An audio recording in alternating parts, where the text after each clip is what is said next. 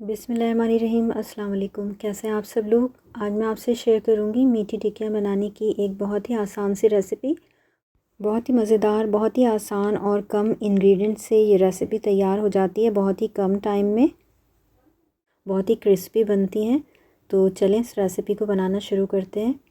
اس recipe کو بنانے کے لیے میں نے یہاں پر 2 کپ میدے کا استعمال کیا ہے، اور اس کے علاوہ ہم یہاں پر 3/4 کپ کے قریب سوجی لیں گے۔ یہ جو 1/4 کپ ہے، یہ میں نے 3 مرتبہ اس سے سوجی لی ہے۔ تو اس طرح 1 کپ سے تھوڑا سا کم 3/4 کپ کے قریب سوجی کا استعمال کیا ہے۔ اس میں ہم نے دونوں چیزوں کو اچھے طریقے سے مکس کر دیں گے تاکہ سوجی اور میدا ایک جیسا ہو جائے، بالکل یکجان ہو جائے۔ اس کے بعد آپ 3 سے 4 ٹیبل اسپون اس میں گھی لے لیں۔ گھی اگر جمع ہوا ہے تو 3 سے 4 ٹیبل اسپون یوز کریں گے، ورنہ اگر آپ نے میلٹ کر لیا ہے تو 6 ٹیبل اسپون کے قریب یوز کریں گے۔ یہ دیکھیں میدا ایک جگہ ہولڈ ہو رہا ہے تو ہمیں اتنا ہی گھی شامل کرنا ہے۔ اب ہم یہاں پر 1 کپ دودھ لے لیں گے۔ میں نے یہاں پر ٹیٹرا پیک ملک کا استعمال کیا ہے، اس لیے اسے ابال نہیں دوں گی میں، صرف آدھا کپ شوگر ایڈ کر کے ہم اسے اچھی طرح سے مکس کر لیں گے۔ اور اس میں 3 سے 4 الائچیاں ہم شامل کر دیں گے، چھوٹی والی توڑ کر آپ شامل کر دیں۔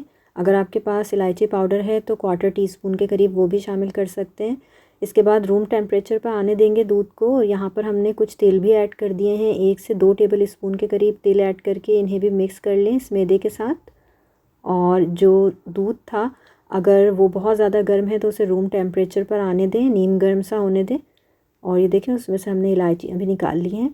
اب ہم اس دودھ سے جو نیم گرم ہے یا روم ٹیمپریچر پر آ چکا ہے، اس سے اس میدے اور سوجی کو گون لیں گے، اور ہمیں ایک نارمل سا ڈو تیار کرنا ہے، بلکہ تھوڑا سا سافٹ ہی ہونا چاہیے کیونکہ سوجی بعد میں پھول جاتی ہے۔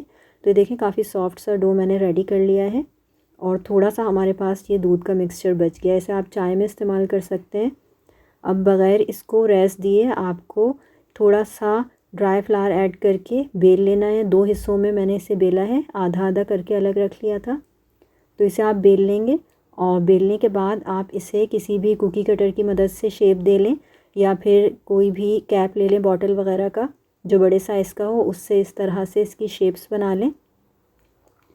دیکھیں اس کی تھکنس بہت زیادہ یا بہت کم نہیں ہونی چاہیے، تقریباً 1/4 انچ سے کے قریب ہونی چاہیے۔ اور اگر یہ بہت زیادہ تھک ہوگا تو آسانی سے پکے گا نہیں، اور بہت زیادہ تھن کر دیں گے تو پھر یہ بہت زیادہ پھول جائیں گے، تو اس لیے اس طرح سے ان کو بنا لیں۔ میرے پاس کافی ساری شیپس تھیں تو اس لیے میں نے انہیں الگ الگ شیپس کا بنا لیا ہے، آپ اسے صرف راؤنڈ شیپ میں بھی بنا سکتے ہیں۔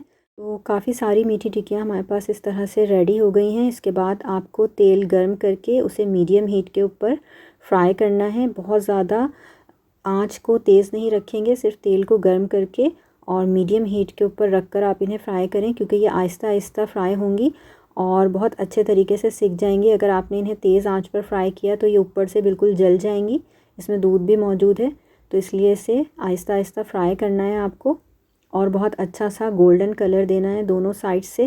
جب ان کے اوپر اچھا سا کلر آ جائے تو اس کے بعد آپ انہیں تیل میں سے ریموو کر لیں اور کسی بھی ڈش میں پھیلا دیں یا پھر ریک پر رکھ لیں۔ جب یہ روم ٹیمپریچر پر آ جائیں تو آپ انہیں سیو کر کے رکھ سکتے ہیں، 1 مہینے تک یہ بہت آرام سے سیف رہتی ہیں۔ تو ضرور ٹرائی کیجیے گا، اپنا خیال رکھیے گا۔ اللہ حافظ۔